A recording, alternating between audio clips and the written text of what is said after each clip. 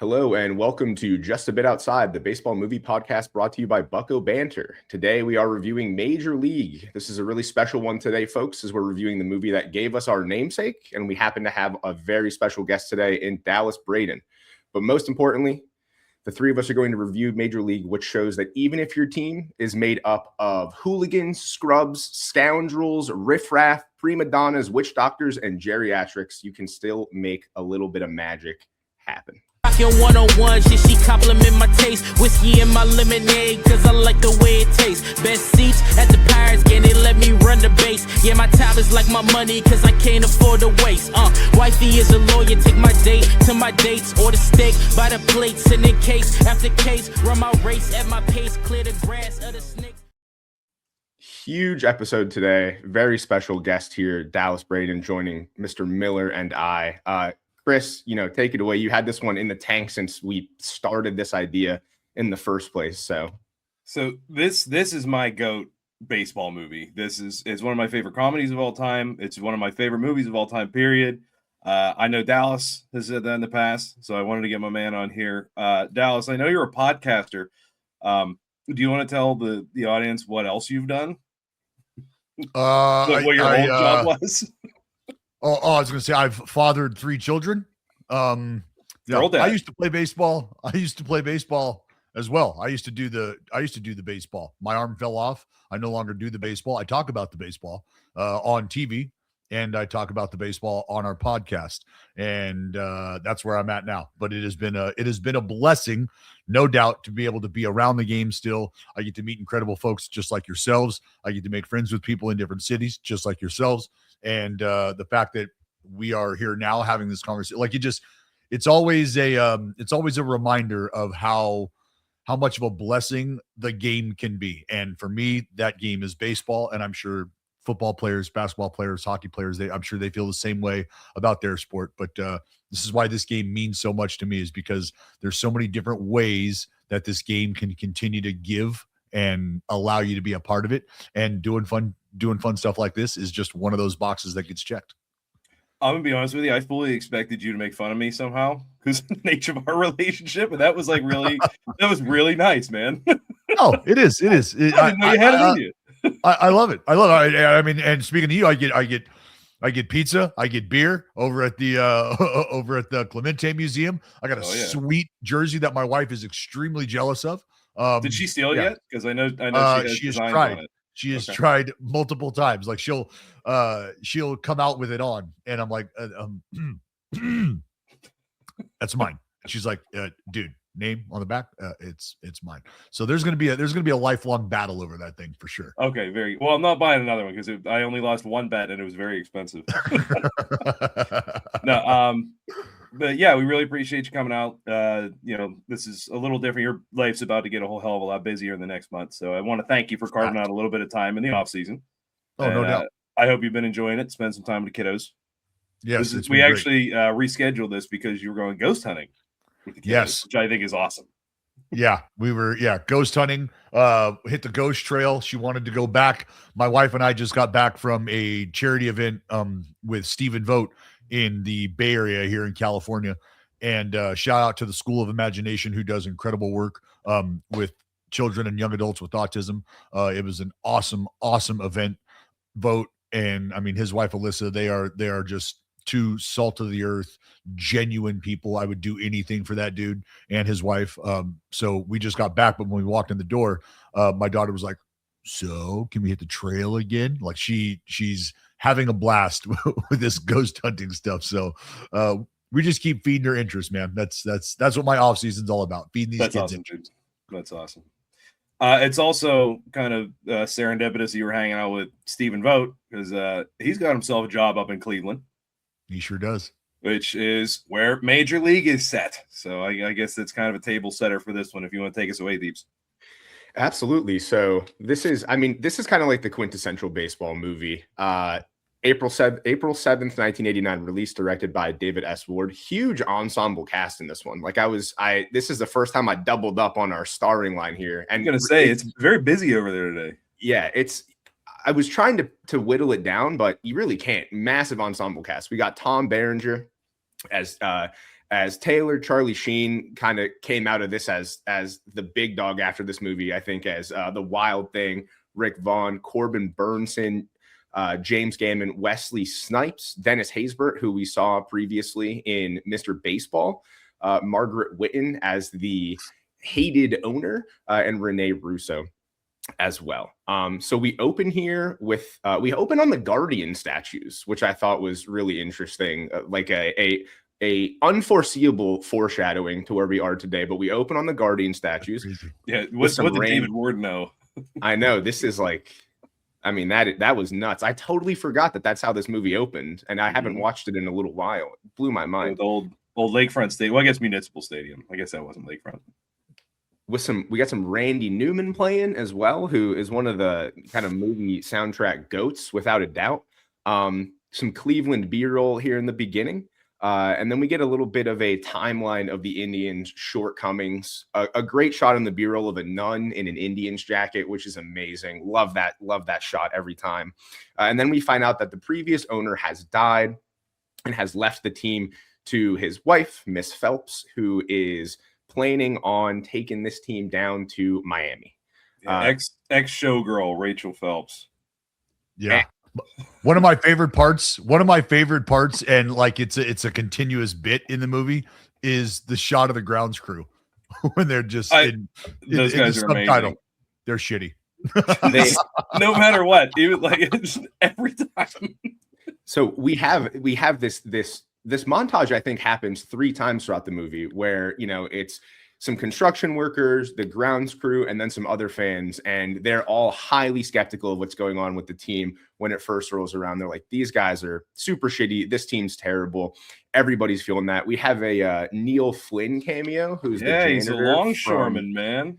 From Scrubs, also in Rookie of the Year as well. I mean, granted, we've watched a baseball movie every week for the last, like, I don't know, 3 months, and you just see the same rotating cast. There's like baseball movie guys that are in all these movies, and he is now one of them for sure. The wife takes over, hands the list of players that are going to go to spring training, with her stated goal of coming in less than 800,000 in attendance for the season, so they can ship the squad down to Miami. They're looking at the list. It's a bunch of no names. They say, this guy is dead. Cross him off then. Cross him off the list. This guy's dead.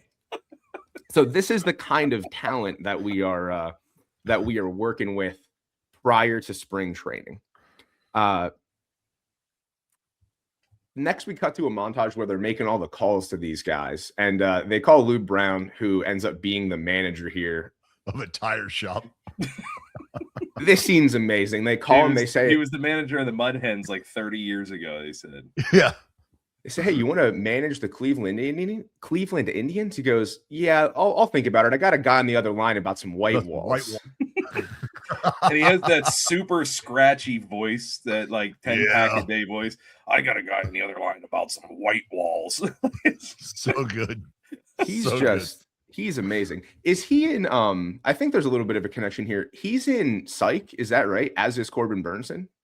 I've never seen Psych. I think he is. I Corbin Burnson's in Psych, I think. Yeah, I think James Gammon is as well. But we get introduced now to kind of all the guys that are going to make up the team. I guess there is an ensemble cast here, but Tom Berenger gets first listing. And this is a Tom Berenger movie. Like, let's be honest. Yeah.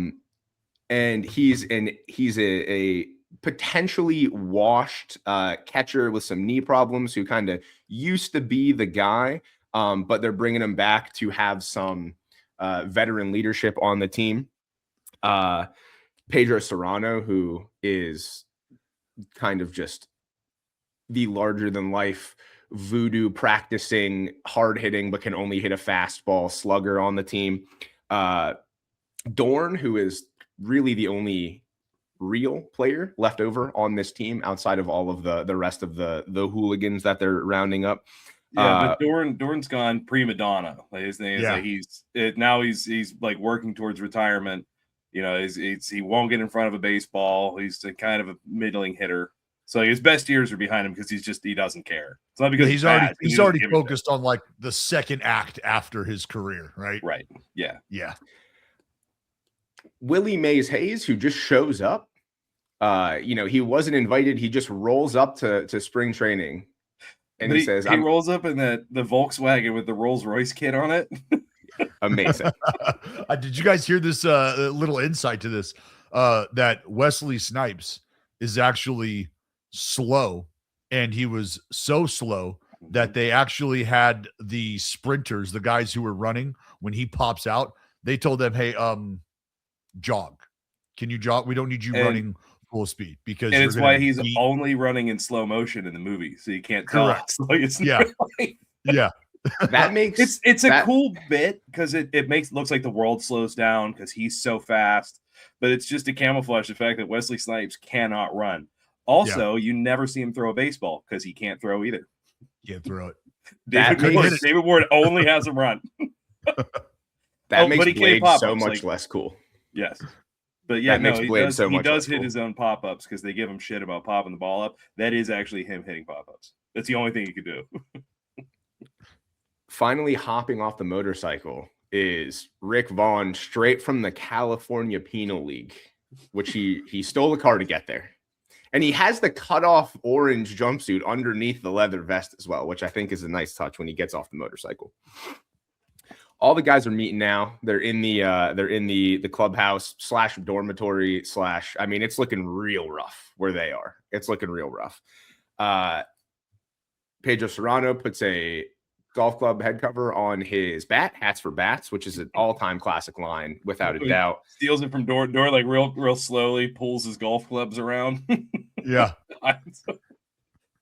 And Hayes wasn't invited. They pick him up in the middle of the night, put him outside, and that leads to the scene that Dallas, you had just mentioned, where they're doing sprinting drills and he's in his pajamas outrunning the two guys in the sprinting drill. Apparently not really, though. It's crazy to think that Wesley Snipes is not fast. Right? I didn't want to think that Blade, was slow. That's how I look at that. What do you mean Blade is slow? We should do Blade next. Can we just, instead of a baseball movie, we just do all the Blade movies? Because I love those movies. Somebody asked me, we were at Fan Fest yesterday, and somebody asked me, "Hey, are you guys going to branch out from baseball movies?" And I was like, I would love to do that. I mean, yeah, we might do dumb stuff. That would be us over Blade would be ridiculous. We have the manager going around, Brown, asking everybody, kind of checking on everybody's status. He's asking Jay Taylor, how's his knees? Are you 100%? He goes, absolutely. Would I lie to you about something like that? Brown goes, you better, if you want to make this team. You better lie to me about that.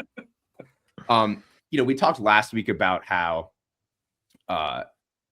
Bull Durham was one of the snappier movies that we reviewed. The dialogue in this is unbelievable. Every character is super witty. Every character has just heaters throughout the whole entire movie, including who we will meet during the first game, Bob Uecker in this one, who is also making a kind of a second or third appearance in the movies that we've seen as well. This kind of is the introduction to all the guys, though. Vaughn's throwing 96. He has no control at all. Serrano hits a mile but can't hit a breaking ball. Dorn is the prima donna, giving you the Olay bullshit, which a couple problems with that. Line. Even when he starts to try, this guy is just horrific at third base. Like when he's actually trying to play outside of the very final game. And he's supposed to be like the best player on the team, which kind of blows my mind. Well, she was pretty good at finding bad players, so I'll give that credit to her, including the one guy that was dead. It's true. And then we have the other kind of he's a major character. We have Harris, who's the oldest pitcher.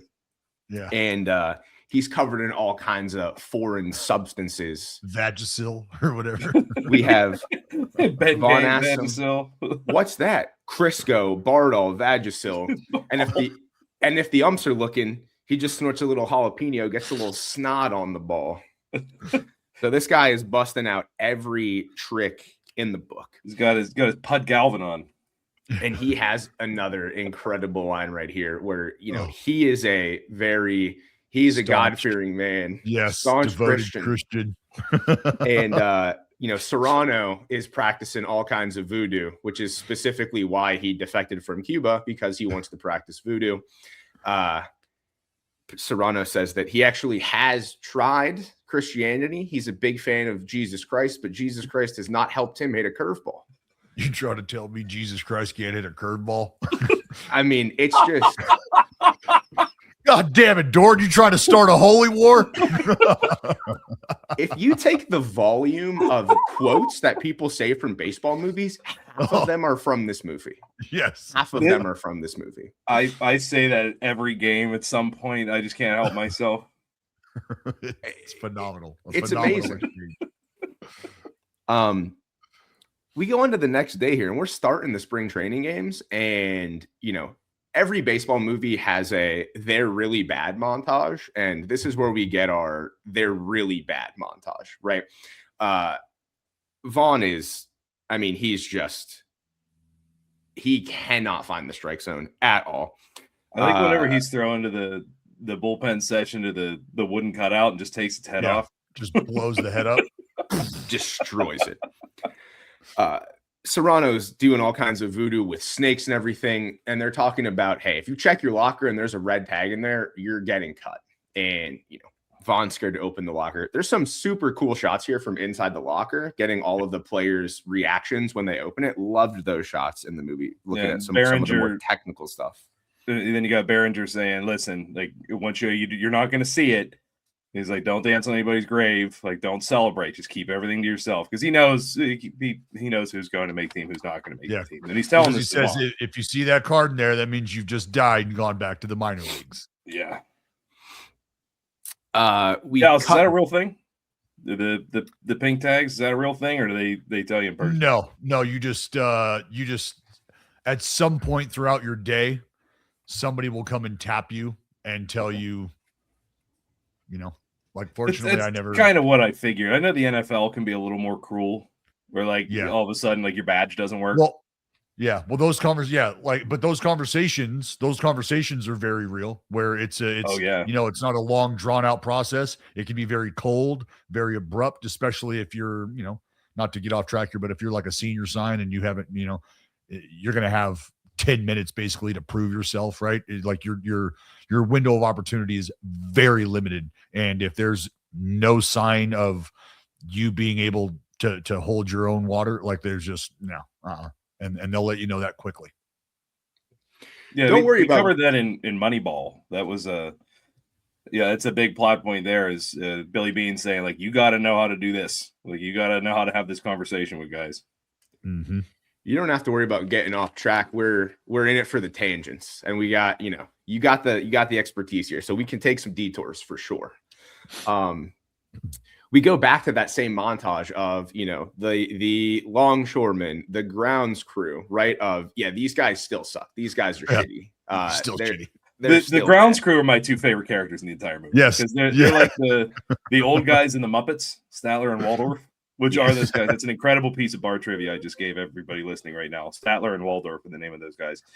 But they're just shitty all the time. That's all I said. It's just in subtitle. It is so funny. They're in the championship. They're in the playoff at the end of the movie. They're still shitty. They're still shitty. Yep. They've seen it before. It's so funny. This next one is, I think one of my favorite quotes from the movie. They're at the steakhouse. It's Taylor. It's Willie. You didn't even get to the about the Dorn getting pranking Vaughn, because Vaughn opens his locker and it's got a red tag in it, and Vaughn storms into Lou Brown's office and saying, I'm gonna run it up your ass and you're gonna cut me and I'll go back to you. He goes, that's great, Vaughn, but I didn't cut you. So. He knew he got pranked, so he walks out of the office. Having a little fun with you. And just tackles Roger Dorn. They fight right in the clubhouse. Yeah, because that's what incites some more great content later in the movie. Yeah, Dorn is always picking on Vaughn in this movie. He's always trying to haze the rookie. And it's another reason why to make Roger Dorn incredibly unlikable. Yeah, he is throughout the entire movie until the very, very end, kind of seen as the antagonist to Rick Vaughn. Starting with I mean, as soon as they walk in, right? As soon as they walk into the clubhouse, he's on him. He does the fake cutting, and that kind of continues throughout the movie. He's not at dinner with the team, so you're kind of getting the nucleus of guys here that are like trying to be all in, which is Jake Taylor, Rick Vaughn, and Willie Mays Hayes. They're out at a steakhouse, and Rick Vaughn has the leather vest on with a tie. Yeah, he has to wear a jacket. And he says, "I look like a banker in this." Sleeve. Jake Taylor says, "No, you don't." Rules are rules, Taylor says, but I look like a banker in this. It's just incredible. Taylor looks down, he sees his ex, and this will become another kind of side story throughout the movie here. Lynn, he calls her from the front desk. They're talking both on the phone, both from the same restaurant. Taylor hangs up, walks over to her. She's trying to play it cool, still on the phone while they're having a conversation face to face to try to hide this from her current boyfriend, actually fiance. Fiance, it turns out. Tom, who this one hit me deep. Taylor says, "Is he an accountant?" She goes, "An attorney." He goes, "Oh, worse," which sorry, dudes. Sorry, worse buddy. than an accountant, you know. Sure took a shot on that one as well. So that's going to set up our, every baseball movie for the most part has a little love interest situation going on, and that's going to set that up as well. But there's, I like the multiple points of conflict in this one. It's not, it's sometimes it's kind of overdone, but I think it's done pretty well in this one. And this is this is like you said, it's an ensemble cast. It's a lot about the team. It follows a lot of different characters on the team. But at the end of the day, this kind of turns into a Tom Berenger movie, which is fine because there's a lot of really good Tom Berenger movies. And then there's also like, what was it? The Sniper, not the best. Yeah. Well, you can almost ask the question like we do about Die Hard, like is Die Hard a Christmas movie? Is Major League a rom-com? I think at its heart, yeah. It's a calm rom. Yeah. It's, okay, it's a calm right. first, but a little bit of rom afterwards, I think. Yeah. It's not quite a Bull Durham or a For Love of the Game, but I like that each character has their own little kind of genre thing going on, right? Tom Berenger has the romance angle. Charlie Sheen as Rick Vaughn has the, finding yourself, you're a rookie, how to establish yourself kind of angle. It's kind of just those guys. Corbin Burnson has a little bit of, gets his spoonful of medicine and learns how to have a little bit of humility. But each guy has a little bit of their own thing going on, which is pretty nice, I think. It's I like it whenever these guys, now that they're hanging out, being at the fancy French restaurant and stuff, whenever they finally walk onto the field and they're looking around on a major league field, and Jake Taylor was the only one who was there. They walk in on him calling his shot, like in an imaginary moment, or he's calling it. He's like, 1 on, 2 outs, tie game. And here comes Taylor calling a shot. And it, like, gets ahead and he's trying the bases. And then those two are behind him, like clapping and cheering for him. That one went a mile, something like that, they say. Great moment in his head. We have Skip addressing the team, saying, "Hey, everyone wants you guys to fail. The ownership wants you guys to fail. The sports writers all predicted you to be in last place. But I'm all for wasting sports writers' time, and I feel the same way. That's why we had Noah on and Stumpf on the pod as well." Exactly. So that's exactly right. We're here to cheapen sports journalism one guest at a time. 100%. We have Serrano getting a little explosion going on, waking up the bats, which I am certainly taking that into softball season this year. I'm going to be screaming at each of the bats without a doubt. I have some firecrackers if you want them. Would love that. I'm going to do that the first game and just freak everybody out. Okay. Yeah, I literally have a bag of fireworks. Let's give them to you. That's perfect. That ends up setting off the sprinklers. Can't we say a prayer? We're not all savages like Serrano. Their dynamic is crazy throughout the movie. I love that. And it's literally just one guy's Christianity and one guy's voodoo. That is it. And it is so funny. It's well, awesome. he's the old guy who's just absolutely, like, you could tell he's like, there's a mild fear that exists there. Right. Like, right. Like, God, I don't want to say it directly to him because I don't know what this dude is capable of doing. I might have a snake in my locker. Yeah. He's ginormous. He's huge and he's covered in snakes. The scene where they're previously doing some voodoo with snakes, and he has like some kind of python situation going on, and then it cuts to Willie Mays Hayes. He has like a little garter snake. It's so good. It looks like a worm. And then he also kisses it, and he makes the face. Just amazing. The sprinklers go on due to the explosion. I mean, everything happening for this team so far is just so disconnected. It's so all over the place. Nothing good is happening so far. It's the first game now. Euchre's doing the calls. He's crushing it. The running thing with him is the Indians are so bad. He just has some kind of alcohol going on at all times, right? He has a bottle of Jack Daniels. He has a couple beers next to him. The team is you just can't do it sober. You just can't do it. Euchre's an absolute legend. And this is like him at the height of his powers, man. This is peak Euchre. Yeah. We saw him in like a couple kids movies, but this one they finally let him get to like swear and drink. Well, yeah, this was this right after Mr. Belvedere, or was this like during Mr. Belvedere? This is I think it's right after, but I do have a fun Mr. Belvedere fact. Yeah, he's great. That was a great show. Uke is something else, man. Like what a terrible loss to baseball. Oh. You knew him, right? Yeah. Mm-hmm. Yeah, man, I always say I like this is the level of legend that every broadcaster should aspire to get to. Whatever was being served in the media dining room for breakfast, lunch, whatever was being served in there, Uke had his own mini setup like that spread in his booth, like on warmers, steel trays, like just like catered as he should have had. But I just found it hilarious. Like I'm not going in there and dealing with that. They just wheel lunch in here to me every day. I have it catered in my booth every day. It's awesome. So good, man. Awesome. That's how you know you made it. Oh, no doubt. No doubt. Media dining is where all the scoundrels hang out, like Bucko Banter. You can't be in there with all of those guys. It's constantly they're chowing down. It's unbelievable. He's calling the first game here. It's against the Yankees. The Yankees do so well in baseball movies. It's just like you're going to pick the team to play against. It's just the Yankees every time. But the Yankees, they always will be the villain. 100%. It's been in like more than half the movies we've watched so far. Right. They did well. Good for them, I guess. It's because they were always, the reason why is because they were always really, really good. Like, you don't get to be the bad guy without those 27 rings. That's true.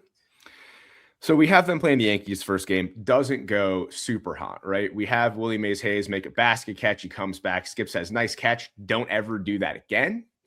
He immediately legs out, one to first base, and then gets picked off. Fell for the old, your shoes untied, which is just, can't be doing that. Lou Brown should have sat him down for that. You got to bench him for that. Completely. It's just unacceptable. Just have to. They call in Rick Vaughn. Euchre says he's a juvenile delinquent in the offseason, which is unbelievable. And this is where we get just a bit outside, which is, obviously the name of the podcast, probably the most classic line from any baseball movie. Arguably, if you build it, but just a bit outside is way more practical, I think.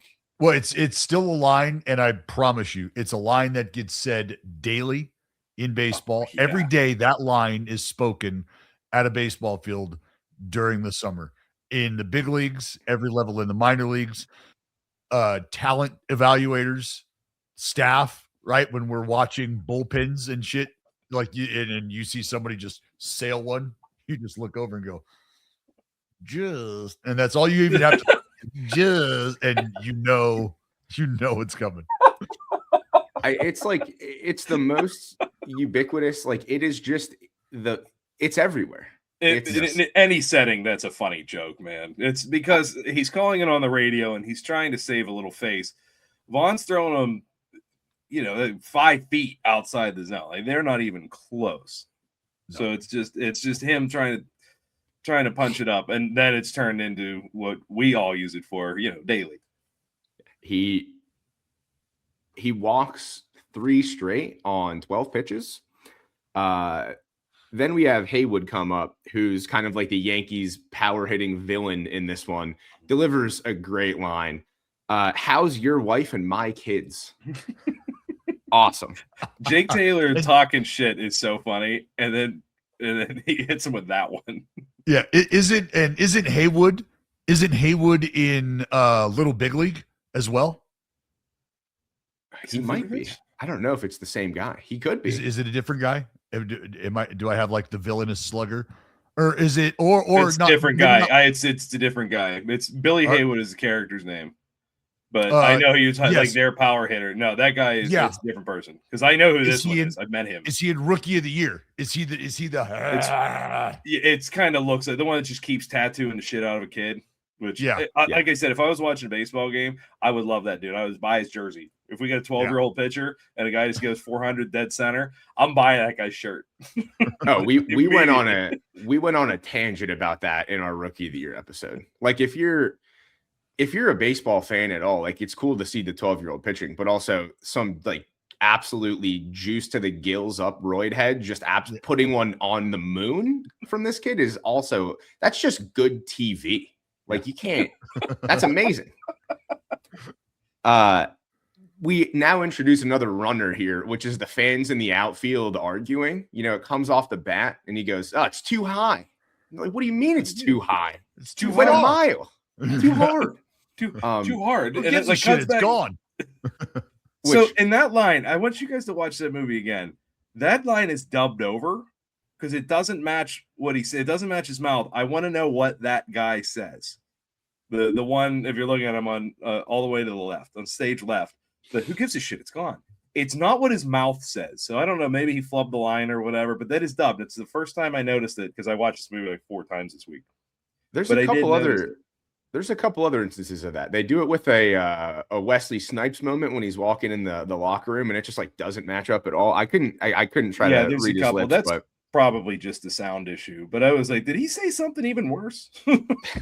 But this reminds me of, my favorite Onion headline ever, and I think about this every single time I go to a baseball game, is dipshit fan thinks routine fly ball is home run. And every single time you go to a baseball game, you see one come off the bat that is absolutely just no doubt a routine fly ball. And half the people there are like, oh, and they're getting ready. And it's just like, it's not even close. Field. And, this is the opposite. Every time they make contact, the crowd at Wrigley goes completely insane. That's something that I say every time I go to a baseball game. It's the best Onion headline that was ever written. We have the game's not going well. So we're transitioning back here to the Jake Taylor and Lynn kind of love angle here. She gave him a fake number, which was kind of obvious. This kind of starts a series of bad guy behavior on his part, to be honest with you. Because he, I guess, remembers that she works at the library. And he just goes to her work in the middle of the day, which that's not okay. That's called stalking. Yeah. And this is just the first of multiple instances of stalking in this movie by Jake Taylor, which is nuts. This is the first one. I think we're going to get at least 2 more. Yeah, at least he's not in full uni at this point. That's true. That's true. So he goes in the library. They're arguing back and forth. She says that she's pissed because he never listened to her. He never read Moby Dick. And he goes, "That's great. I'll read it right now." Is this the whale section? Which is an incredible line as well. Needless to say, it is, not going to work out for them at this particular moment. She talks about his various instances of infidelity, the stewardess, the whole 9. She says, "You're always going to be the little boy that wouldn't grow up." And they kind of part ways there after there's some yelling in the library. It's bad behavior. That's not cool. That's not cool at all. Yelling in the library. It's a quiet place. 6-inch voice. It's even the Ghost and the Ghostbusters hated that. It's true. She hated it. That scene's hilarious because everybody gets up in the whole library and just looks at them. Why would everybody stand up? That's the thing that blows my mind. I would want to get a better view. I would want an unobstructed Yeah. view of this couple having a complete meltdown. Yeah, having it out in the Oh, I would love that. Pretty good. That's why I'm a proponent of saving the libraries. Have to. Pittsburgh's a big time library city. Big time library. A lot of library history here. A ton of it. We have the owner and the general manager going back and forth. There's a debate between them the whole movie. The GM clearly wants to win games, and not lose the team. The owner just does not care at all. Charlie, the GM, kind of rules. Yeah, I mean, he just kind of openly is extremely sarcastic and kind of flaunts everything that that Phelps says to him about losing games. There is an underrated running joke, and the runner is that every time you see Charlie, like during the first part of the movie, there's always plants in his way, and he's always like fighting through flowers to see everything. I don't know, that cracks me up. This poor guy's trying to do his job. There's just like floral arrangements. Yeah. Right. She's ready for Miami. She's literally blocking him out, but he's making himself annoying to her. Charlie holding it down. Charlie kind of. He's holding it down for the fellas. Holding it down for the fellas. We're on to the next game now. Rick Vaughn sets a record for 4 wild pitches in 1 inning. So he still has not found the strike zone at all. We have losses to the Brewers and the Rangers. Jake Taylor trying to turn a new leaf. He's reading classic comics, Moby Dick, which is not quite the same thing. And a little shorter, I imagine. A little bit shorter. We get our second instance of stalking, which is like this. Both of these instances happen within 10 minutes in the movie, which is kind of nuts. Willie Mays Hayes just says you should follow her home. Yeah. And Taylor says, that's a little juvenile, isn't it? Yeah. Yeah. Sure is. It is. Yeah, great. A little juvenile. Let's do it. Yeah. And then he does. He just follows her home. Follows her home. Big question here. This guy has been in the league for a while. He used to be an absolute stud from what we've learned earlier in the movie. They say, I wish we had this guy 2 years ago. He used to be an all-star. They say we did have him 2 years ago, 4 years ago. We wish we had him 4 years ago. But he was a stud. His car is like, what is his car? He's driving the most it's like a K car, right? It's just jalopy ass, like ridiculous. Yeah. He's driving a Gremlin. It's duct tape and bubble gum. It's brutal. So it's been down in Mexico with him, probably. That's true. That's another great line that in the first game, he says, Taylor, what are you doing up here? He goes, I couldn't cut it in the Mexican League. Back up here in the bigs playing the Yankees. So Taylor follows Lynn home. At least he thinks it's to her house. It ends up being her love interest's house, Tom, who has the whole penthouse to himself. Super bougie place, giving off American Psycho vibes, all white kind of guys. It's like, very sterile. Like yeah. And they're having a little bit of a bougie dinner party. There is 3 couples there, including Tom and Lynn, and then Jake Taylor walks in, and he at this point is feeling very awkward. He's definitely out of his element here. He says that he's a professional baseball player for the Cleveland Indians. One of the guests says, I didn't even know they still had a team. Yep, so uniforms and everything. He is just out of his element. He tries to throw a couple jabs at Tom by saying his post-baseball career, he planned on retiring to Hawaii, having some Olympian children who were going to be gold medalists in the 200-meter individual medley, which we learn is the same event that Lynn used to be an Olympic alternate in. So there's a little bit of high tension going back and forth with Tom and Jake here. And I think that Tom kind of high society friends really only care about Jake Taylor whenever the one one's like, well, baseball players make a lot of money. Yeah. And then all of a sudden he fits in, and that's how you know that Tom sucks. Yeah. He is making the league minimum. So he's still a professional baseball player, which is, I guess all those other people are attorneys, and from personal experience, they're not. If you're an attorney, you probably suck and are a bad person. You're a bad guy. we go to the next scene where Vaughn's in the office with Brown. They're trying to figure out why he just cannot hit the broadside of a barn. Writes a couple letters on the legal pad. Vaughn can't read them. He needs glasses. This is going to solve everyone's problems. Kind of does solve everyone's problems. Luke Brown is talking about demoting him to the minors to work on his control. And the one thing that gets me is he talks about like Nolan Ryan in his career, which Nolan Ryan did have control issues. So did Randy Johnson. And he points to a picture on the wall, just like Nolan Ryan, but it's not Nolan Ryan.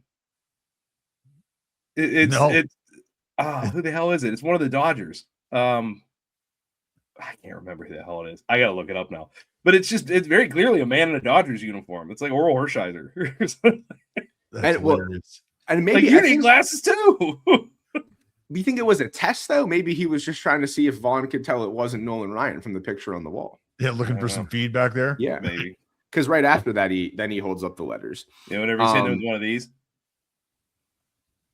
Pretty convincing. I'm pretty good at that. I do that all the time. I refuse to wear glasses. I'm not doing it. I'm an excellent squinter at this point. I think you look very distinguished in glasses. You might have to take them off for the pirate getup, but glasses. I don't know if you knew this or not. They're for nerds, so I'm not doing it. You calling Rick Vaughn a nerd? To his face, I would 100% call him that. He calls himself that. All right. Next, we have the next scene of Harris trying to test out Jobu, who we previously learned, there's been some sacrifices. He's given him a cigar and rum, and Serrano says, do not steal his rum. That's an absolute no-fly zone here. Very bad. Very bad. Very bad to steal Jobu's rum. Harris is saying, don't care.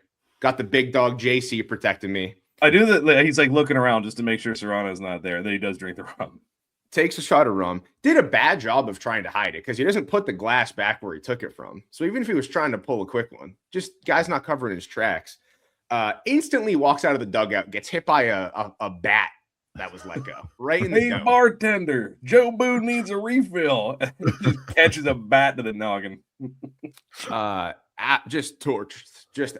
And then he's sitting there with the ice pack on. And at that point, he kind of stops messing with Jobu. He learned real quick. I mean, it was he saw the light that day. Yeah. Takes a shot. 10 seconds later, bat right to the dome piece. Dorn's playing third. Throughout the whole movie, he's playing third. I mean, he's not actually, he's playing third poorly. He's standing. He's standing there. Even the scene where they're like, you have to lock in and get in front of these, he's just like battered and bruised. It's like, This guy's supposed to be the guy. He's like supposed to be your real player. They're like, that's how bad they are. This is our player and he's horrible. Yeah, he's not well at all. You're not giving Rachel Phelps enough credit for looking like all this talent scouting and finding people that are truly, truly bad. But, at first they're like, he's not trying because he says, I'm not going to risk this. I'm not going to risk the moneymaker or getting injured. I'm a free agent soon. And after my last contract, we're going on to sell, right? I'm not going to risk the moneymaker diving for a ball. But then when he actually tries, he still sucks until the very last game. I don't know. That part, I was just like, they kind of sold him out a lot. But I think when they bring Rick Vaughn in, and Euchre's in the booth with is that kid his broadcast partner or is he just a producer? But no, he is the broadcast partner. Okay, because it's like Euch basically calls a one-man booth more or less. Yeah. But listen to the crowd cheering for Vaughn, and then he holds the microphone out. They both start cheering because there's just nobody in the stands. That's in the opening game. They say, "Listen to the roar of the crowd," and he just holds it out the window, and there's like 10 people there pointing around. Which is still insane that there's nobody there for opening day. Like everybody goes to opening day. Yeah, opening day. Come on. Yeah, it's the Cincinnati shuts down for opening day. Shuts down. Like there's 250,000 people partying. That's not even people going in. There's a parade. They get the Clydesdales. It's just like, this is good. Opening day is just awesome. Everywhere. Mm-hmm. it's outside of playoffs, it's the biggest day in baseball without a doubt. Oh, without a doubt. It's my favorite day of the year. 100%. I mean, I just so happen to be sick from work every single time opening day happens. I don't know how it happens year after year, but every single year I'm sick that day. It's seasonal. Batch of bad clams. We got a highly, highly localized allergy situation every single time that I have to go to work on opening day. Dorn intentionally, we find out, flubs a ball at third. So Taylor goes to his house, which is beautiful. Tells him that, maybe in his next life, he wants to be an interior designer, but he's a baseball player right now. And the next time he flubs one on purpose, he's going to do some absolutely diabolical things to him. Right in front of his wife, he says it too. Some absolutely heinous work to Mr. Dorn the next time he flubs one. We go back to our grounds crew, to our longshoremen for our montage of their shitty. But now the tides are turning a little bit because they won their previous game, despite Dorn's intentional flub. They say, all right, this team could be worse. Like it's possible for them to be worse. They're not in last place. No, they're at this point, they're what? They're like 6 games back or something, they said. Yeah, they're very much in the hunt. They're 2/3 of the way through the season. The next scene, they say that they're 60-60, which if you're a team that's supposed to be dead last and you're 120 in and you're 60-60, you're certainly overachieving without a doubt. Absolutely. At that point, the owner comes in. She's saying, hey, obviously I want you guys to lose. That's why we're here. I'm just going to make your lives a living hell. She turns the hot water off, which is literally criminal, but whatever. Where's the union in this? Right? How about a grievance? Yeah, what the hell's going on? No hot water. The hot tub doesn't work, so they put the trolling motor in there, the old outboard motor. It's so funny. That's like if my dad was called in to be the problem solver. He'd be like, I got it. He'd just pull out the extra. No worries. Just get that 5-horse. Yeah. Bust out the Evinrude trolling motor. I loved that scene so much. When Taylor's the one in the hot tub and he's just visibly nervous, is the unit just cranking its thing. It's amazing. We're at the next game now after this. I mean, it's just clearly, and the ownership even says, Phelps says, I'm going to do whatever I can to make you guys as bad as possible, right? I'm going to find a way to downgrade everything. No hot water, no recovery equipment. Everything's downgraded. I like the plane. Whenever it's like silver, the D-Day ass McDonnell Douglas DC-3. Mm-hmm. Duct tape on the inside. It looks like the kind of plane that you take up when you go skydiving. It just has no doors on it. It's just a shell. Somebody called the stewardess. I need one of those little bags. But I don't think this plane has a stewardess. I don't think this plane has a pilot. They're in the electrical storm, and Serrano blesses himself. Harris looks at him. Oh, sure. Now. Yeah. Now. Now you come around. that scene's amazing. And then in the downgrades, she gets rid of the plane, and they get the bus. I was on a flight over the summer. I was going to Marrakesh. We got rerouted. Right, we were supposed to fly directly to Marrakesh. We ended up landing in Fez first, and then having to take a plane just like that from Fez to Marrakesh, Morocco. And I got on the plane, and I saw what kind of plane it was, and I could not stop thinking about this scene. And I was like, "This is," and I was kind of like a little bit nervous. The lady in front of me was having a full-blown panic attack the entire time, and I was just thinking about this scene from the movie the entire time. It was a relatively short flight, and I was just like, "Man." And the one that I was in better shape than the one that they're in the movie. I mean, there's literal duct tape. The stuffing's coming out of the seats. And the whole time, Dorn still has this little sleeping mask on throughout the whole entire flight in the movie. He does not care at all. Cut back to our next instance of stalking again as well. They win their next game. He sees that I believe Lynn goes to the game.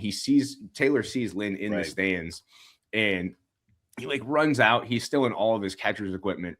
he says to the security, "Hey, I need a car. Mine's in the garage. I need it ASAP." So we'll just take the bullpen buggy. So he follows her home. She pulls up to her apartment, and he's in the little buggy shaped like a baseball with the helmet and the mohawk on it. It's hilarious. There's nothing better than a bullpen car. Nothing. Because now he's in uniform. And it's still nicer than his real car. But his real car is not shaped like a baseball with a helmet on. It's held the car is held together with the same duct tape that they used on the plane. Who still has the bullpen car? Is it the Nats still use the bullpen car? Yeah. Mm-hmm. Okay. I think everybody should have one again. It's charming. Imagine getting out of the bullpen car, get your sticky stuff check at second base, and just back in it. Yeah. Take it the rest of the way. Like going through a checkpoint. So Taylor shows up to the house. They're getting very flirtatious. He's kind of walking her down somewhat creepily. She's quizzing him on Moby Dick as this is going on. He passes the test. Then they have a little bit of party action. Throwback to Mr. Baseball. Little party action. He wakes up the next day. She's gone. She does say to him, "This isn't going to change anything at all." The next scene is where we have the 60 and 60. There's the downgrade to the bus. Just an absolute heater from Euchre. They're playing the Yankees again in the next game. They go, "Haywood's a convicted felon, isn't he?" And his partner goes, "It doesn't say here." Well, he should be. Which is an awesome one. The general manager talks to Brown here. This is where they kind of more explicitly say, "Hey, if we don't do well enough here, the team's getting shipped out. All you guys are getting axed. It's done." So the team kind of solidifies around that and says, "All right, well, the only thing we can do is win it all." And they introduce the cardboard cutout of Phelps into the locker room. Timeless. They have to win 32 more games, and there's 32 pieces of clothing covering her up on the cardboard cutout. They're going to take one off each time. He does say so. They had just played the 121st game of the season. He's like, "We're going to win 32 more." You got to go 32 out of 41 games. Like, that's insane. It's a run. Like, that's a run. How good is this organization? And thankfully, we're getting our winning montage, which is another baseball movie classic. Every baseball movie has a losing montage, and every baseball movie has a winning montage. And this is where we start our winning montage here. So the boys are cruising. Willie Mays Hayes is nailing his batting gloves up to his wall. One for every base he's stolen. We get our American Express ad here, which we'll see. Our ad read, American Express was actually, gracious enough to sponsor this one. Not really, but, we'll get our ad read from American Express here. Hotels and restaurant type places, because Vaughn's what a great line. Not used to anywhere but a federal penitentiary. We have another winning montage. We have like a winning montage that's interrupted by an ad read, and it's bookended by another winning montage, which is great. So there's one scene where there's like a double slide into home. So they're real close. What's the catcher doing here? Like, what? If watch it again. What is the catcher doing here? Like, those are 2 easy outs. At bare minimum, all you got to do is freeze and get the second guy. What are you doing late? What are you jumping for? He's on skates. He got crossed up. I was going to say, he's off team. He's done. Get him out of here. We end up with a first place tie with the Yankees. And as many baseball movies do, it all comes down to this one final game that we're about to play here. I do want the Wild Thing shirt that everybody has, where it's just like a side profile. This Wild Thing, I think I love you. Even the reporter's wearing one. Whatever he's saying, like it's coming down to the one last game. It's game 163. But he is wearing the headdress. Is that cool? This is 1989, but still, the Village people were doing it. They took some liberties back then. In the year of our Lord 2026, we have turned a new leaf on the baseball team in Cleveland, but Nobody's ever had any issue with the movie, which I think is right. I was going to say, I think people are separating the art from the artist. Yes. It's done with love in the movie. That's one thing that I think I am. I understand why, the shift that they've made stays faithful to the city. No one's ever had a problem with the movie. It's the best baseball movie. It's kind of goat, man. It holds its special place. Sorry, Bull Durham. and Field of Dreams. Take a hike, Costner. This is Tom Berenger's town. I agree. It's as simple as that. Prior to the next game, Brown tells Vaughn that Harris is going to start the next game. He has a little bit more experience. So it does come from like a place of love too. Like Lou explains, like, it's not you, like his numbers are better against the Yankees, and it's a super classy move. But what is not a classy move is Roger Dorn on TV in the clubhouse when they're celebrating, getting ready for the 1-game playoff. Whenever he gets a little handsy with a lady who's not his wife, and they slip off, and his wife sees it on the TV. This guy's a veteran, I'm not condoning anything, but you'd think he'd be a little better, right? You got it. In that spot, you got to have better feel. You got to have better court awareness. You got to know that the red light is on. There's cameras everywhere. What are you doing? Put her name on the pass list. Put her name on the hotel room. Have her meet you there. Like, there's just so many different ways that he could have handled that. The spidey senses are just non-existent. Like, that's how you know he's a bad guy. He's a bad guy. Scumbag. Just no care. It is. I mean, bad guy behavior. Which now his wife shows a little bit of bad guy behavior as well. Because she puts on the Ritz, the whole nine, and shows up to the bar where good old Vaughn is sitting having a gazillion brews. He's nursing his feelings for not getting the ball for game 163. And she walks up to him. Now they're getting a little party action. A lot of party action. Which this part's weird. Does Vaughn live with Jake Taylor? I assumed it was like a hotel bar and they were just like at the hotel for this. I don't know, because like some teams take, like the Steelers, you stay at the Omni before every home game. Like it's everybody's together. So it was maybe that, but they're clearly sharing a room because Jake Taylor's there. He's like opening the fridge, like, "Oh, what up, Miss Dorn?" Like that dynamic is strange. And my name's Suzanne. And Rick Vaughn's his reaction. Dorn. I had no idea. And you do feel bad for Rick Vaughn because like he didn't know. Like she definitely took it. No. She definitely doesn't use that dude. At the end of the day, I mean, he comes out great after everything. I mean, it's kind of a win-win for him. There's literally no negative consequence for this. He may have helped save their marriage, 100%. Like he got sometimes that's what it takes. He got used and then just ended up better for it. Yeah. Shout out Bill Withers. Keep on using me until you use me up. That's Charlie Sheen's motto right there. It works out well for him. Now we're at the big that you can tell that Charlie Sheen's definitely on like a little drugs in this movie. Like that's like this is some great Sheen. Well, you know how you can know.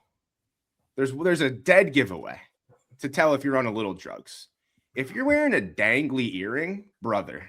Yeah, it is drugs. It is long too. Like it's not a little... it's like Barry Bonds cross dangling. Like it's longer than that. Think about all the athletes wearing dangly earrings. Just think about them. Yeah. Lawrence Taylor? LT. Lawrence Taylor? Lawrence Taylor almost won the war on drugs because he almost did all the drugs. They almost ran out. He tried his best. For all of our baseball only listeners, do a little research on Lawrence Taylor and see how he felt about drugs. It is insane. For our baseball fans, let's just talk about like the Miracle Mets. Like Doc Gooden missed the parade because he was smoking crack in a crack house. Probably with Lawrence Taylor. Look, the hay was in the barn already at that point, you know? Insane. Let the guy live. Insane. It's so I do it like Dogs in Recovery. He's doing great. He's like an advocate for recovery from narcotics and stuff. I've read his book. It's great. But like he was smoking crack in a crack house and saw the parade on television. It was like, all right, we won. I mean, there were jokes about the Mets not being able to play baseball because there was no foul lines on the field because, well. But you had Dykstra, Gooden, and Strawberry just together all day. That's terrible. You can't have that. That is the trifecta of just deviousness. Not one good idea discussed between any of them. Not one. Sometimes those are the best. That's it. Talk about team chemistry. Boy, oh boy. Yes. I love that guys bitched about playing center field whenever they were playing the Phillies because it like stunk. Dykstra was just that gross. There was just like just spit everywhere, but you could like smell them out there. Like didn't they like horrifying? Yeah, you just emitted an odor that never floated away. Just you're getting a waft of the other guy.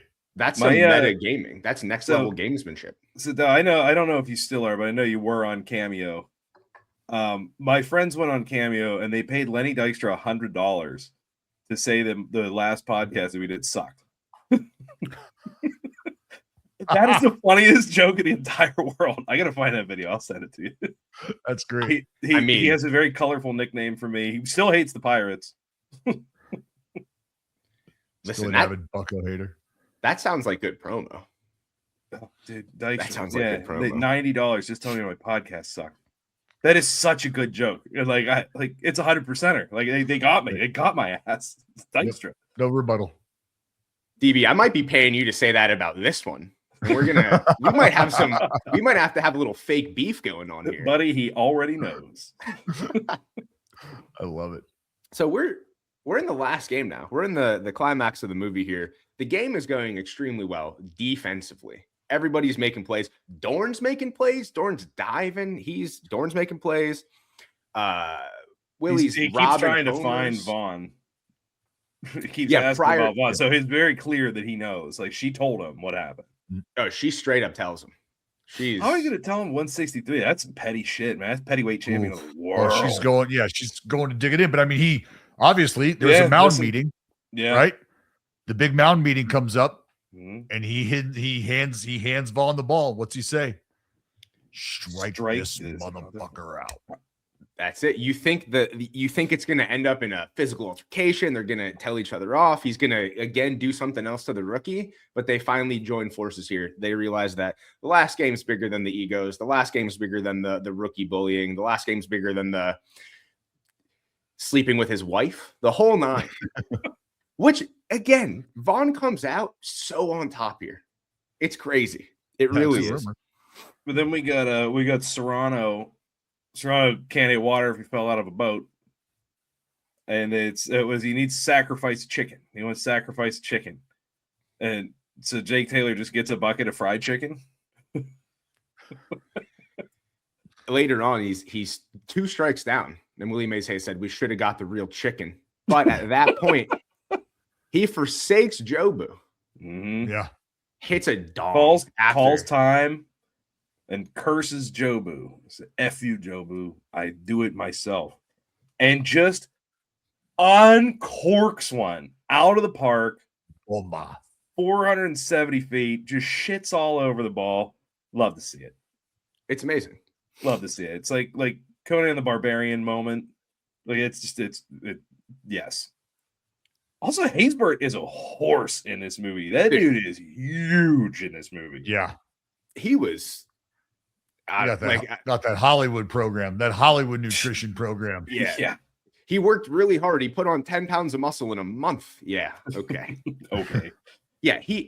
We watched Mr. Baseball, which is like 3 years after this, 2 to 3 years after this. Yeah, I think it's 90. And I mean, he's not looking like that. Like, no. Yeah. Listen. One of the coolest moments. I was in Hawaii in like 2014, 15 or whatever. And we had just teed off and the Marshall, myself and Brian Wilson, and the God, marshal of the you want to talk about not one good idea. Yeah, the marshal of the course came up and was like, "Hey, we got a party that just teed off. He'd like to meet you." And we're like, "Okay, yeah, send him over." It was Haywood. No kidding. Yep, that's amazing. And he rolls up, and me and Wilson both go, "Pedro!" It was awesome, dude. That's awesome. So that would have been movie legend. He would have been what in 24. He was the president, right? Wasn't that would have been about the same era? Actually, it might have been a little before that. Yes, is before that. Yeah, it might have been before that. Dude, that's awesome. A baseball movie legend.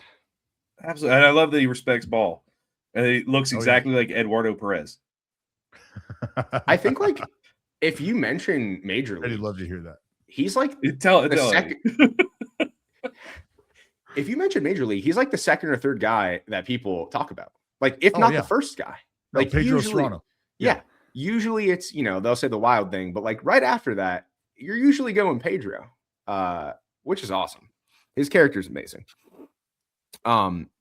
We get Rick Vaughn in the game for Harris. We have the confrontation with Dorn. When he hits him with the gimme Vaughn, that line goes so hard, man. Lou Brown hit him with a gimme Vaughn, and then they crank up Wild Thing. And here he comes just like strutting out. And then it's just like locked in, walking, got the vest over the uniform. That is a dynamite walkout. He strikes out Haywood. Heaters three straight heaters. 101. Let's see what the kid's gonna dial up. How about the old number one? So Forget now the we're curveball, Ricky. Give him the heater. We're bottom 9. Cleveland's batting. They kind of say throughout the movie that like Hayes isn't the best hitter. He really has to just dig out every single one. He's hitting 291. Right. Holes. Like he's cooking. Doing, right. Yeah, he's obviously putting the bat on the ball. And I know his legs get him out of a lot of problems. Yeah, but if you're hitting 291, your legs are getting you out of a ton of problems. Yeah, every one apparently. He's cruising. Right. Legs went out to first. We get a meet here. He gets called meet on first base, which is a throwback. People meet, as we've covered in the past. Love it. To our last episode. We didn't even do that on purpose, but we've dialed these up. We've lined them up right in a row, which is nice. So all these tropes. Steele's second, which is exactly why he's there. And there's some signage back and forth between Taylor in the box and Brown in the dugout. Gives him a wild idea. Taylor ends up looking up, calling his shot. Kind of gets dusted off a little bit. He hits the ground, but he does it again when he gets up, and he ends up bunting, which so many baseball movies end with a bunt. It is kind of ridiculous. It's kind of nuts how many end with a bunt. But this isn't like the selfless, I'm doing this for the team bunt. It's for a knock. This is just good ball. Yeah, this is good ball. Yeah. Hayes gets to third. They're too worried about getting Taylor out at first because he's old and has no knees. And Hayes just rounds third and is going home.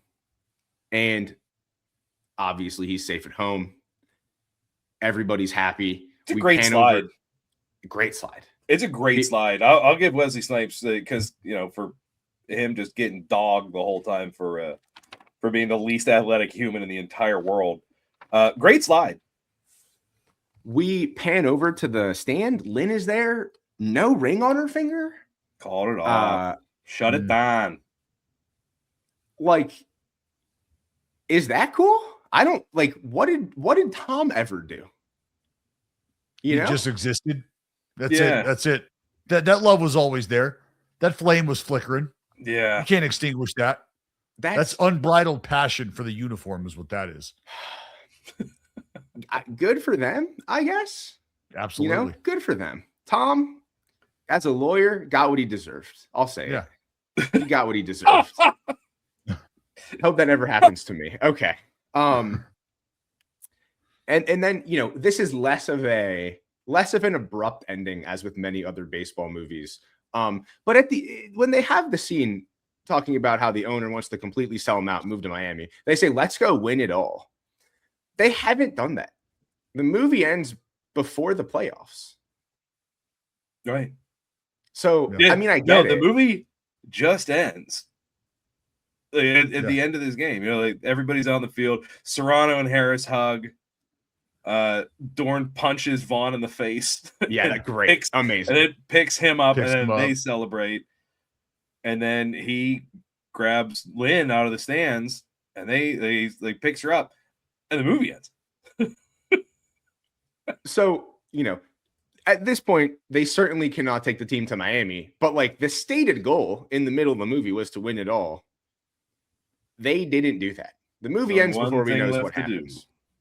But it is a nice ending. It ends less abruptly than like probably every other movie that we've watched. There are a lot of baseball movies that just end. And it's like, the thing happened. Over. Yeah, done. This is a particularly funny, it's over moment. It's kind of jarring. It is jarring, but they got first place. They overcame their demon in the Yankees. Vaughn got his strikeout. Him and Dorn made up. Serrano and Harris made up. Everyone's, Taylor got Lynn. Everybody's happy, right? We're all good to go. Dorn learned how to feel the ground ball. We're all happy. So let's take a brief break for a word from our sponsors, and then we'll get into our ratings here. We'll get into some trivia and our breakdown a little bit more. Today's episode, graciously brought to you by American Express. Do you know us? We are semi-professional podcasters, except for DB. He's actually a professional podcaster. But because Chris and I are semi-professional podcasters, nobody recognizes us, not even in our hometown, except when Chris is looking like a whole ass pirate. And that's why we carry American Express. No matter how boring our podcasts are, it's cool. American Express keeps us from getting shut out at our favorite hotels and restaurant type places. So if you're looking for some clout, apply for the little green card. Look what it has done for us. People still do not recognize us, but we're a real podcast now because we got Dallas on the podcast. So American Express, don't steal home without it. Gracious enough to sponsor us. Not really, but that's how we do things around here. It's funny that you say people don't recognize us unless Chris is a whole ass pirate. People just don't. They don't. And it's like, guys, I'm not wearing like a mask or anything. You can see my face. It's still me. It's the same face. It's the same weird thing I got. It's not good, but it's there. It's the one I have.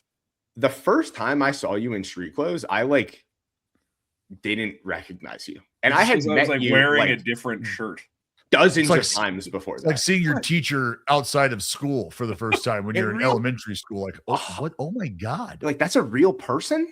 You have you don't just live in the closet in the classroom and pop out of here in the morning. Like you leave.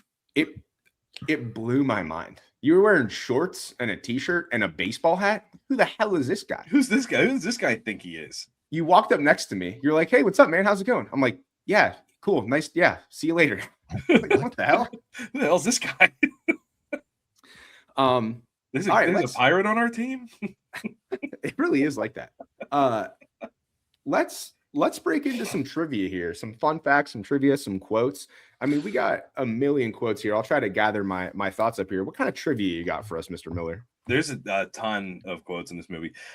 Trivia. So we get to see Municipal Stadium at the beginning. We get to see, all the shots of Cleveland. The movie's not filmed in Cleveland. The movie's filmed in Milwaukee. So that's like that's not Municipal Stadium where they're playing. Like that just none of that. The championship, for the play-in for the AL East, there are 20,000 extras in that shot. 20,000 extras. That is completely insane. That's nuts. It's like the Dark Knight, whenever they filmed it in Pittsburgh at Heinz Field, there were like 8,000 maybe, and that was like a shitload of people. So David Ward, huge fan of Mr. Belvedere. That's why he wanted Bob Uecker. And whenever they were on set, he remarked to Bob Uecker, he was like, "Man, you're really good at this." And Bob Uecker's like, "Yes, I'm a professional broadcaster." He was like, "No kidding." Had no idea that Uecker was calling games, had played none whatsoever, but he saw him, Mr. Belvedere. He was like, "I got to have this guy." That is so fortuitous. That's kind of a crime. That's like, I don't like that. I don't like that at all. I don't love it either. I did notice yesterday, in the opening, like the shots at Cleveland, which is really cool. The one where it's like the men's league softball game that kind of pans out over all the industrial show, all the smog. They're playing the Randy Newman song when the Cuyahoga caught on fire. Cuyahoga River. If you have Randy Newman in your in any movie, it immediately gains all the American, the Americana credibility you could possibly. 100%. He's the best. There is a Higbee's. It's just a Higbee's, which is the department store from A Christmas Story, which I did not know was real until I was looking for that little deet. That's awesome. I was actually in Cleveland once. I had no idea that Christmas Story was a Cleveland-based movie. No clue. And I was just staying at a random Airbnb in Cleveland, and we were like ready to go out. We were going to go out, and we were actually watching the ACC championship game, the year that Pitt won. Shout out the fake slide. Oh, nice. And we're just like walked past the Christmas Story house, and I'm like, what? We just randomly walked by it. It was Christmas time. They had the leg in the window, the whole nine. It was just like I had no idea that was a Cleveland movie. I did so I used to do guest bartending spots at different bars, on the East Coast, and like I've done DC and Cleveland and stuff. But I was in one of them, and they were like, I was like, "Isn't the Christmas Story house around here?" They're like, "Yeah, dude, it's like 2 blocks up and 2 blocks over." And I was like, "I'll be right back," and just walked out. I was like, I'm going to go see the Christmas Story house. I took a picture. I was like, sweet. And then just walked back, and I got ready for my shift. Got to get that in you. But we got Clu Haywood. This is phenomenal trivia. Clu Haywood, based on Thurman Munson, the Yankees catcher. It's played by Peter Vukovich, ex-ball player, superstar Clarion University, just up the road. Yeah. He's in the Western Pennsylvania Sports Hall of Fame. He was a pitching coach for the Pittsburgh. Yeah, he was pitching coach for the Pirates from 97 to 2000, so the freak show era. He was the AGM to Jack Zarensic with the Mariners, Jack Z, another Western Pennsylvania legend, and currently resides in Johnstown. And I know this dude. I've met him, and he's awesome. Vuk is the man. That's great. Sick. I had no idea. He has never, at no point in his career did he ever hit a home run. And he is like the Yankees slugger in this movie. Peter Vukovich. He is the man. I have met him. He is super cool. Shout out Peter. Vicarious casting. I love that. Little Bucko's legend. But that is one of my favorite ones. Shout out Peter Vukovich. 0% chance that you're going to listen to this podcast, but I hope all's well, buddy.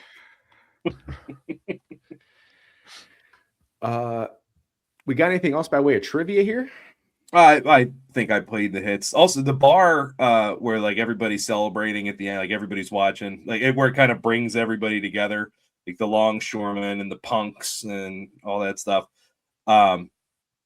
still exists in Milwaukee. So if we go to Milwaukee, we should probably find that bar. Apparently, it looks exactly the same. I think it's like Dingy Horseshoe Bar. I'll get the name of it, but like we should definitely hit that up.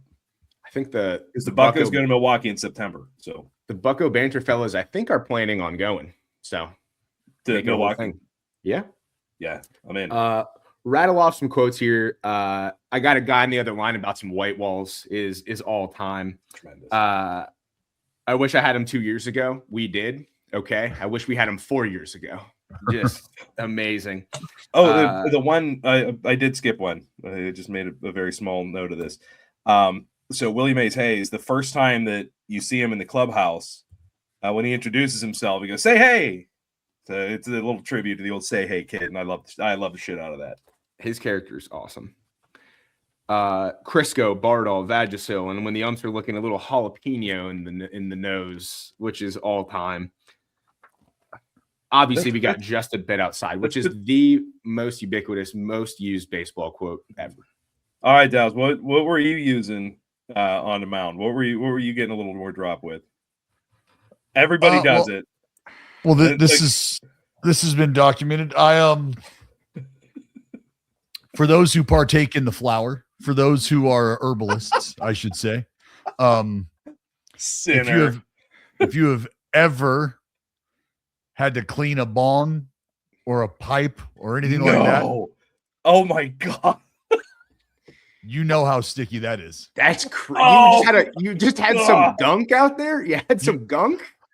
Oh my God, dude, that's amazing. That's incredible. That's unreal. Just saying. This is the pinnacle. We got to shut this shit down after this episode. We're never going to hear anything better than that. That's the least surprising thing I have ever heard from this man. I'm not even about a minute there, dude, but like, good Lord. I mean, you're washing your hands like 15 times. Yeah. I mean, you look, you know how tough it is to get that stuff off. That's unbelievable. Mm-hmm. Yeah, we don't have. It's funny. I keep like if the podcast is ever going slow, I dip into this. I've got Spider Tack right here in front of me on the desk. Yeah, I got to play with some Spider Tack. It is insane. Oh, it's incredible. Look, like that's the lid, dude. It's nuts. Because like Stickum is pretty wild. It's unbelievable. Yeah. Look, it's pulling the lid back up. Did you get that from Garrett Cole or Trevor Bauer? That's how sticky it is. I can't disclose that. I am. This made my day. The fact that you just had some res out there, you're just throwing gunk balls, is the greatest thing I've ever heard in my entire life. Literally awesome. Throwing smoke, or trying to anyway.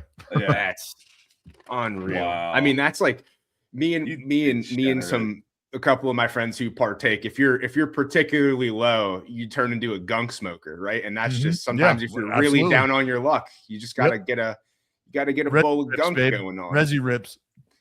That's awesome. That's amazing. We won't clip that part. It's okay. Let's get on to some we're not going to do any better with the quotes or trivia than that. So let's just get on to some rankings here. That wasn't like a planned segment. I did not expect that at all. That's unreal. I expect sunscreen and like the rosin bag. No, but it's way funnier than that. Yeah. No, I mean I was a sunscreen and rosin guy. I had a whole mix. I had a whole like how I would go about it, the routine, how many taps. Everybody was, and a lot of guys still are, which it's my whole thing was like what I would tell guys today is, you mean to tell me that I can't take care of my skin? I can't shield myself from UV rays. I'm not allowed to, like, no, I am. Come on. Plus, you're tatted up. As soon as I got tattoos on my arms and legs, I'm a freak about sunscreen. I paid too much money for this. I can't be letting these things get destroyed out there. Exactly. I'm smelling like the Copacabana every baseball game. I mean, Well, yeah. Well, I mean, now we just, because they have the lighter material, right? You can just wear the long sleeve lighter material. But yeah, no, cover that stuff up, man. 100%.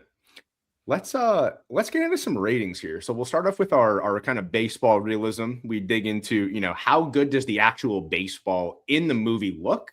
How well do they get the relationship between the players and the behind the scenes, in the locker room stuff, the management stuff, the ownership stuff.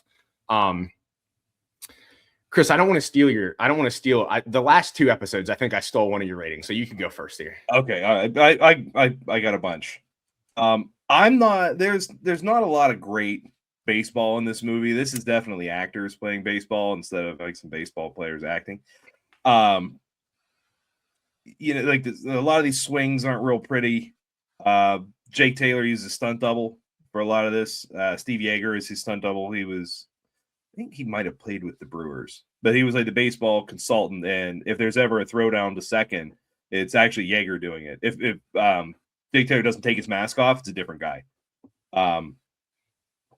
Willie Mays Hayes being in slow motion the whole time is really funny. It just turns out it's because Wesley Snipes sucks at running. Charlie Sheen's got a little gas there. Mm-hmm, mm-hmm. He did say he took steroids for the role, so he was pumping like 86.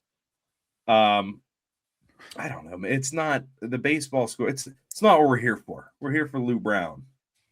I am going to give this.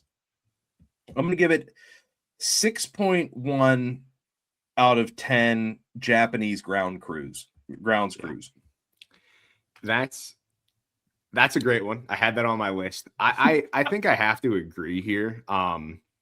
There's not much difference from when they're like playing poorly and when they go to like actually play well. Like the mechanics look no different at all. They just slap a pair of glasses on Rick Vaughn and like that's good. And even like until the very last game in the movie, like Dorn cannot feel the ground ball. And it's like the cheat code is like if you're trying to show bad baseball, then it's easy. But like when they try to switch over to good baseball, not that much changes. So I'm going 65 out of 100 cardboard cutouts of your boss. That's where I'm at. Dallas, how are you feeling about the baseball realism in this one? You guys are much kinder because the only realistic part is when Charlie Sheen is throwing baseballs through the fake batter, through the stand-in. That is the best part. And even at that, I'm going 4.2 screaming Mohawk baseballs. Like there's no way I can go any better than that. It's below average, and 5 would be average on a scale of 1 to 10 screaming Mohawk baseballs. And there's no way I can give it even average. I mean, you're the expert. Yeah. It is poor to quite poor. I just watched baseball. It's not good, but there's I'll even say this: the next closest part that's realistic about any sort of baseball there would be Jake Taylor waking up hungover at the very beginning of the movie in Mexico. I was going to say, is it him covered in ice packs the whole movie? Yeah, I mean, and that, yeah. But outside of those things, no realism. But yeah, nope. Mm-mm. Well, luckily, it's a better movie than it is a better depiction of how realistic baseball is. Yeah, this is no Tom Amansky's drill video for sure.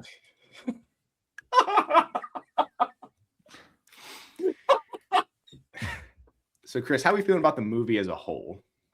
Like you said, one of my all-time favorites. It checks all the boxes. The characters are all charming. Everybody stays in their own lane, and it works out. You get this plucky kind of group of miscreants and ne'er-do-wells. It's also funny that like sometimes they'll just say another baseball player's name that you just don't meet. It's like, oh, and Mendoza fields it cleanly. Who's that guy? Who's that guy? Is he funny? He's probably funny. But it like I said, it has heart because there's the moment whenever Charlie, the GM, is like, you know what? Hell with this bitch. Like I love this team, and we're going to I gotta let him in on this, that she's trying to move the team because she hates him. It's sabotage. I love that rallying moment. It's incredibly funny. Anytime you get Bob Uecker involved in something, I'm in. The Yankees lose, always big for me. Love watching that.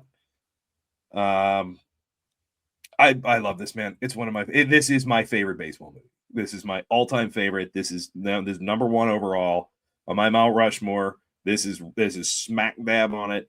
I am going to give this movie an 8.7 out of 10 Vagisills. Yeah. Had that one there as well, for sure. I was gonna say bong rosin. But that wasn't in the movie. But that was unbelievable. That might be the best moment of this whole kind of podcast. It's awesome. Jesus Christ.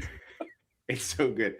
I completely agree with you, right? Like this is, it's a little stereotypical in how it goes, right? You have your team's bad montage, you have your team's good montage, you have the love interest, you have the dispute amongst the players, right? Like all that happens, but it all feels like each of the characters has a decent amount of character development. They all stay in their lane. Like you said, every character is important, right? There's nobody that like is completely written off. Like they all have an arc that ends and needs to end in a way for the team to win the last game. Like it all feels like it's building towards something. There's not really any loose ends. There's like some fun shots, like this stuff from the inside of the lockers out. That's pretty good.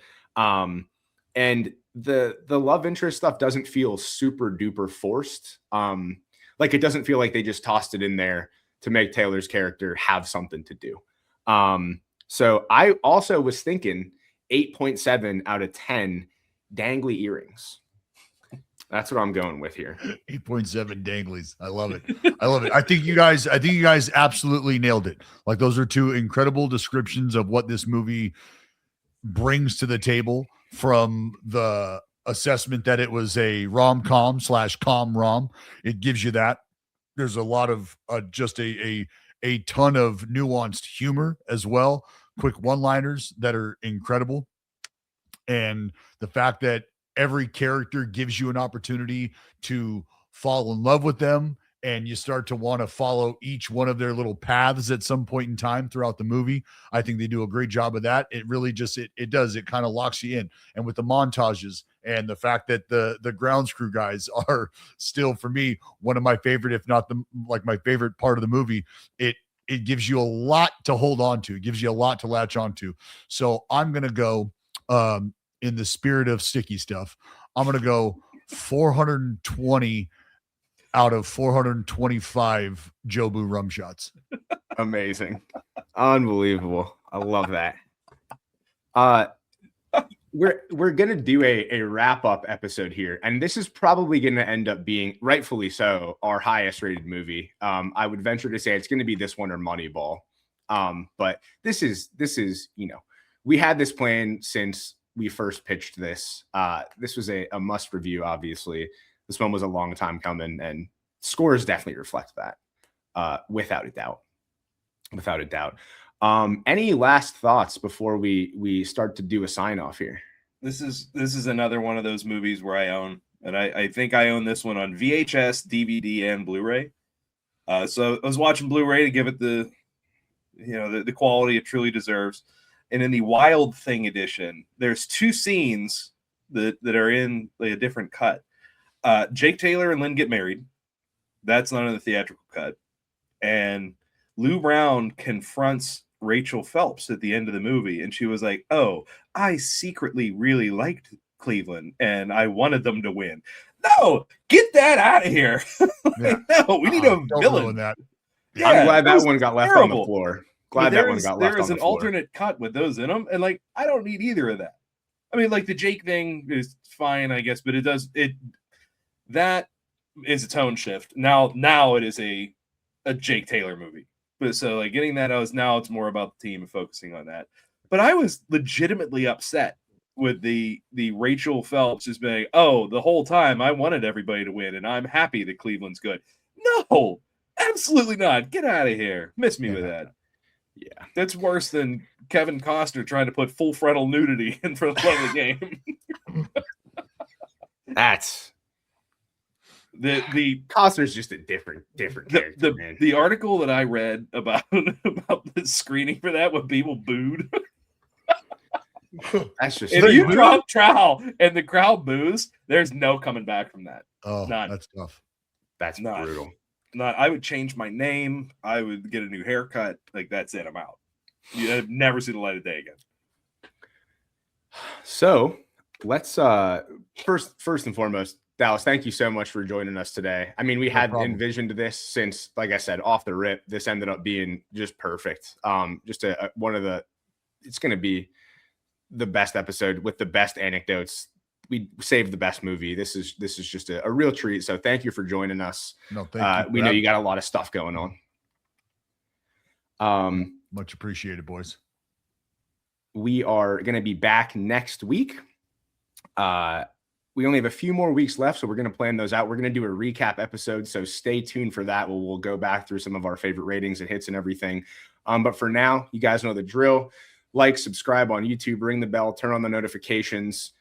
This week, our wacky way of promoting the pod, obviously, this one was a no-brainer. Send a couple smoke signals out, people. Promote Jabba with a couple smoke signals. If I go outside, it better look like the great Chicago out here. All right. Send these smoke signals out, like and subscribe, tell your friends. Thanks for listening. Thanks for watching. Thank you for getting your popcorn ready. See everybody next week. Best seats at the Pirates game, they let me run the base. Yeah, my time is like my money, cause I can't afford to waste. Wifey is a lawyer, take my date to my dates or the steak by the plates.